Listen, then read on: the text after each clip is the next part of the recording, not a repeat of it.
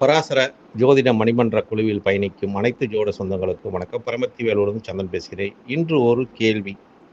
எந்த ஒரு கிரகமும் கேதுவுடன் இருந்தால் ஜாதகருக்கு என்னென்ன விளைவுகளை ஏற்படுத்தும் என்பது ஐயாவோட கேள்வி. திண்டுக்கல் ஹரிஹரசுரம் ஐயாவோட அற்புதமான ஒரு கேள்வி. கேது என்பது விளைவுகளை எதையுமே ஏற்படுத்தாது.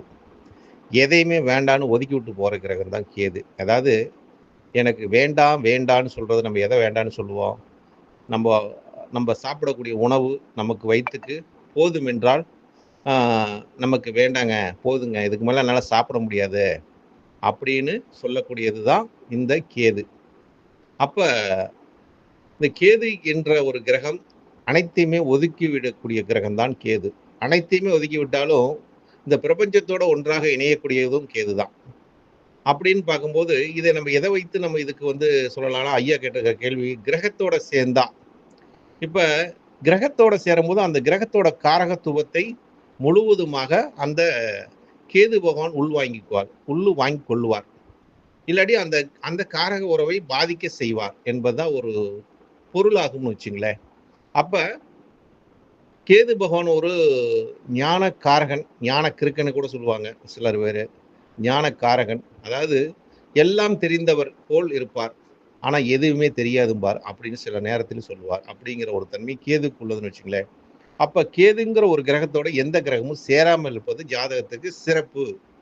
அந்த கிரகத்தோடு அந்த எந்த கிரகம் சேர்ந்தாலும், உதாரணத்துக்கு சூரிய பகவான் கேதுவோட சேர்றார், அவங்களுக்கு அரசாங்கத்தினால் பிரச்சனை, அதிகாரம் பண்ணக்கூடிய பிரச்சனை வரும். அதாவது அவங்களுக்கு அதிகாரம் பண்ணக்கூடிய ஒரு தன்மை வராது. அதே மாதிரி சூரியன் என்பது ஒரு ஆணவமா பேசக்கூடிய தன்மை இருக்கும். அந்த ஆணவம், அதிகாரம், அதாவது முதன்மைத்தனம், இதெல்லாம் அவங்க கிட்ட எதிர்பார்க்கிறது அதாவது எதிர்பார்த்தா நஷ்டமாகிவிடும். அப்ப கேதுவோட சேரக்கூடிய அந்த சூரியனுக்கு அந்த எதிர்பார்ப்பு கிடைக்காது, கொடுக்க மாட்டாங்க. இப்ப சூரியனாவே மற்றவங்க போனா வணக்கம் வைக்கணும், சூரியனை பார்த்து வணக்கம் வைக்கணும், கும்பலினா அவர் கோவிச்சுக்குவார் அப்படிங்கிற தன்மை, இல்லாட்டி பஸ்மமாக்கி விட்டுருவாரு, இல்லாட்டி உன்னை ஏதாவது ஒரு ரூபத்தில் தண்டனை கொடுப்பார் அப்படிங்கிற தன்மை சூரியன் எதிர்பார்ப்பார். சூரியன் கௌரவக்காரகன். ஆனா கேதுவோட சேர்ந்தா கௌரவத்தை பார்க்க முடியாது, கௌரவத்திலே இழக்கணும் அப்படிங்கிற தன்மை வந்துடும். கௌரவத்துக்கு ஒரு பங்கமும் வரும் அப்படிங்கிற ஒரு தன்மை இருக்குன்னு வச்சுங்களேன். அப்ப இந்த மாதிரி ஒவ்வொரு கிரகத்தோட நம்ம அந்த ஜாதகத்தை பார்க்கும் போது இதை முழுமையா சொல்ல முடியும். ஏன்னா இன்னைக்கு நூலிலேயே எல்லாம் சொல்லிட்டாங்க, இந்த கிரகத்தோட இந்த கிரகம் சேர்ந்தா இந்த பலன், இந்த கிரகத்தோட இந்த கிரகம் சேர்ந்தா இந்த பலன் அப்படின்னு. கேதுவோட அந்த 12-9 கோள்களும் சேரும் போது அது எந்தெந்த மாதிரி பலனை கொடுக்கும் என்பதை சொல்லிடுறாங்க. ஆனா நம் அனுபவ ரீதியா ஜாதகத்தை பார்க்கும்போது தான் தெளிவாக தெரியும்னு வச்சுங்க. இப்ப மீனலக்கின ஜாதகத்துக்கு பாக்கியத்தில் கேது, அந்த 9ஆம் இடத்துல கேது இருக்கும்போது 3ஆம் இடத்துல ராகு இருக்கும். அதோட லக்னாதிபதி போய் சேர்ந்திருக்கார். மீன லக்னத்துக்கு 9ஆம் இடத்துல போய் கேது இருக்குது. அதே மாதிரி அங்க லக்னாதிபதி கேதுவோட சேர்ந்திருக்கார். அந்த கேதுங்கிற லக்னாதிபதிங்கிறது எது மேல ஆசை வைக்கக்கூடாது. அந்த பாவம் யாரோட இது? தந்தைக்கு உரிய பாவம். தந்தையார் மேல் ஆசை இருக்கக்கூடாது. ஆசை இருந்தா அவங்களுக்கு தந்தையாரை பிரியக்கூடிய தன்மை வரும், தந்தையாரை இழக்கக்கூடிய தன்மை வரும். பாக்கியத்துக்கு தடை கொடுக்கும். ஒரு உயர்நிலைக்கு போலான்னா தடையை கொடுக்கும். ஒரு உயர்நிலை, ஒரு கௌரவத்தை பார்த்தா கௌரவத்துக்கு பங்கம் வரும் அப்படிங்கிற தன்மை. அந்த 9ஆம் இடங்கிறது உயர்வு ஸ்தானம் அப்படிங்கிற ஒரு தன்மை. ஒரு கல்விக்கு உயர்வுக்கு போனாலும் அதை போடாது பண்ணிடுவாரு.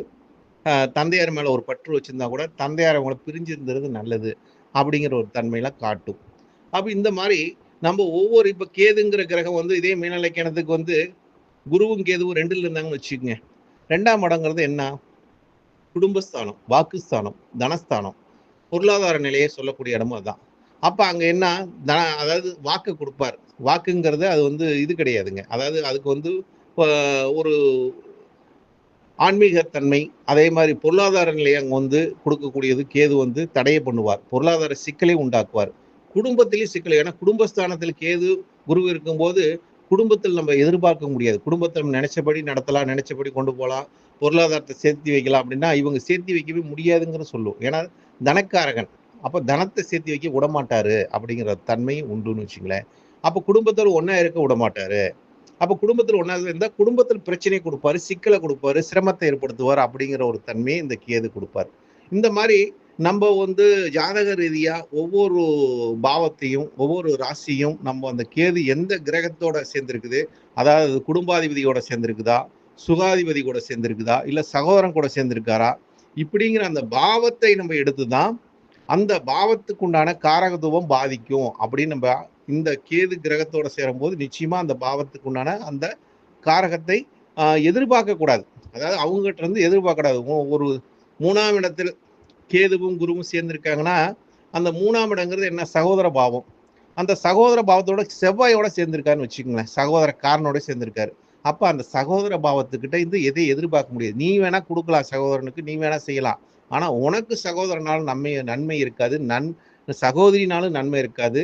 அப்போ உன்னோட முயற்சி பல தடைகளை குடுக்கும். பல பிரச்சனைகள் நீங்க போராடி தான் ஜெயிக்கணும் அப்படிங்கிற தன்மை, அங்க போராடினாலும் பல தடைகள் வரும். எதை எதிர்பார்க்காம உங்களுக்கு குடுத்துரும். கேதுங்கிறது எதிர்பார்க்காத டைம்ல நமக்கு கிடைக்கிற மாரி அது அதிர்ஷ்டம். அதிர்ஷ்டத்தை கொடுப்பதும் கேது தான்.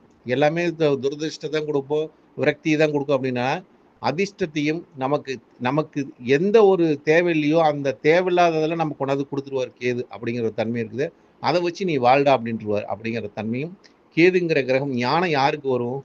ரொம்ப உணர்ந்தவங்களுக்கு மட்டும் தான் ஞானம் கிடைக்கும். அந்த ஞானத்த கொடுப்பதே கேது தானே. அந்த மாரி இந்த கேதுங்கிற கிரகம் எந்த பாவத்தோட, எந்த கிரகத்தோட சேர்ந்திருக்குதோ, அந்த பாவத்தோட உறவையும், அந்த காரகத்துவத்தோட கிரகத்தோட காரகத்துவத்தோட தன்மையும் வைத்து, இந்த கேது உடன் இருந்தால் ஜாதகருக்கு என்னென்ன விளைவுகள் ஏற்படுத்தும் என்பதை நம் ஒவ்வொரு ஜாதகத்திலும் தனித்துவமாக இருக்கும். அப்போ ஒவ்வொரு ஜாதகத்தையும் வைத்து தான் நம்ம இதுக்கு உண்டான பலாபலனை சொல்ல வேண்டும். நம்ம பொதுவா சொன்னா ஜோதிட ரூல் மட்டும் தான் சொல்ல முடியும். ரூல் மட்டும் சொன்னா ஜெயிக்க முடியுமான்னு பார்த்தா நிச்சயமா ஜெயிக்க முடியாது. ஜோதிடத்தில் விதியை மட்டும் வைத்து பலன் சொல்லிக்கிட்டு இருந்தா கேட்கறவங்களுக்கு நல்லா இருக்கும். லட்டு, ஜிலேபி, பொங்கல், பாதுஷா அப்படின்னு சொல்லிக்கிட்டு போலாம். ஆனா அது வந்து சாப்பிட முடியுமான்னு பார்த்தா நிச்சயமா சாப்பிட முடியாது. அப்ப அந்த ஜாதகத்தை பார்க்கும்போது, அந்த பலனை நம்ம எடுக்கும்போது தான் நம்ம சாப்பிட்ட திருப்தி வரும்னு வச்சுங்களேன். அந்த மாரி ஒவ்வொரு ஜாதகத்திலும் இந்த கேது இணைந்த நிலைப்பாட்டை வைத்து அவங்கவங்க அனுபவத்தை பதிவிட்டாங்கன்னா, இன்னும் சிறப்பா இருக்கும். அதே மாரி இதற்குண்டான ஒரு ஜாதகத்தையும் நான் பதிவிடுகிறேன். கேதுவோட சேர்ந்த பாவக ரீதியா அந்த கிரகத்தோட என்ன பாதிப்பு குடுத்துச்சு, என்ன மாரி ஒரு தன்மையில ஏற்படுத்துச்சு என்பதை இந்த பராசர மணிமன்றத்தில் பதிவிடுகிறேன். நன்றி, வணக்கம். வாழ்க வளமுடன். திண்டுக்கல் ஹரிஹர சர்மா ஐயா வந்து அற்புதமான ஒரு கேள்வி கேட்டிருக்காரு. இந்த கேள்வியை உள்வாங்கி உங்களுக்கு அனுபவத்தில் இருக்கிற ஜாதகத்தை நீங்க எடுத்து, இந்த கேதுவோட சேர்ந்த கிரகம் அது எந்த பாவத்துல இருக்குது, எந்த கிரகத்தோட சேர்ந்திருக்குது, அது லக்கினத்துக்கு எத்தனை பாவம் அப்படிங்கிறத பார்த்து இதோட பலாபலனை எடுத்தீங்கன்னா, அந்த பலாபலன் 100% நமக்கு பலன் கொடுக்கும் என்பதை இந்த பராசர மணிமன்றத்தில் முன்வைக்கிறேன். இதை யாரெல்லாம் நீங்க இதை வந்து பார்த்து சொல்றீங்களோ அவங்களுக்கெல்லாம் ஜோதிடத்தோட வாக்கு பலன் மிக சிறப்பாக வரும் என்ற கருத்தை முன்வைக்கிறேன். நன்றி, வணக்கம். வாழ்க வளமுடன். பரமத்தி வேல் உள்ளது சந்திரன்.